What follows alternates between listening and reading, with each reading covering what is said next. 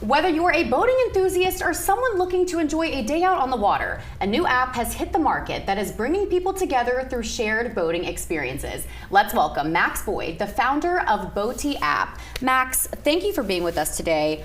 And this app is fascinating. What an amazing idea. What was the inspiration behind the creation of this? You know what, let me start with a story. That's always a good way to start. So once upon a time, there was a society that really craved relationship, right? They wanted friendships, they wanted love, they wanted real connection, and they decided to start social media. Social media, right? Social media sounds social, but what they found was that, you know, followers aren't friends, and likes are fleeting, and comparison is the thief of joy. And so what they did is they just were really disappointed. They were left being more lonely than they started. Yeah. So what I did is I decided to look into creating an app that's built on real connection and real relationships. So this app the layout kind of resembles that of a dating app. So is it made to enhance user experience? What was the purpose of laying it out the way that it is? You know, I get this question all the time. It's just a dating app for boats is what people say. And I would say that it's set up like a dating app because it's so familiar. The use is so familiar across that platform. And so we used the Swipe to Connect platform, but it's really just a connection app. It's a connection app to bring people together through shared boating experiences. Yeah. Yeah. So if there's two parties, right? There's someone that's looking for an experience and someone who can provide.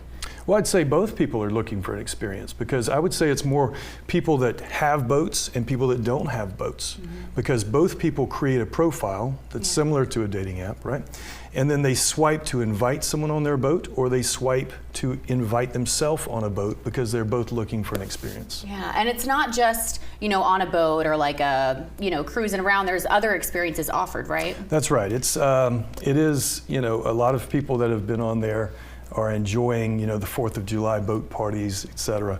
But there's fishing, there's water sports. I added a couples experience because I had a lot of people that were, you know, moving to town and they love boating and they have a boat, and it's a great way for couples, especially ones moving to town, to connect with other couples. And there's charters and rentals as well. Yeah.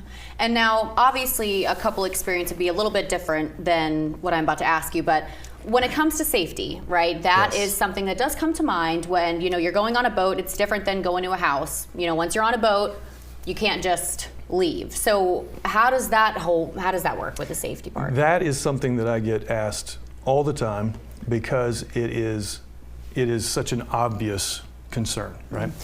And the first thing I would say is, you know, how about this? When we were growing up, our parents, what'd they tell us? Don't talk to strangers, right? And God forbid you get into a car with a stranger, but millions of people do it every day because they're used to getting into an Uber, right? That's very true. So once it becomes a little bit more accepted and used, I think it'll be a little bit safer. I would like to say that, you know, everything you talk about is safe as people that are using it. The people that are using it determine how safe it's going to be. And so we've put some things in place to try to make it safe. And the other side of it is you're never really going to get on a boat by yourself. Right? That's very true. You're not going to get on a boat by yourself. And if you were in an Uber and it was a bad situation, jumping out at 60 miles an hour is not something that would be, you know, you would consider doing either. So there is being trapped on a boat, but you can be trapped in a car. And the way you get around that is through familiarity with the app. You have shared experiences that we've now started to look at introducing a captain's rating, so you can rate him based on safety. And you know, if you have 37 people giving him a 5-star rating, you're probably going to feel pretty good about it.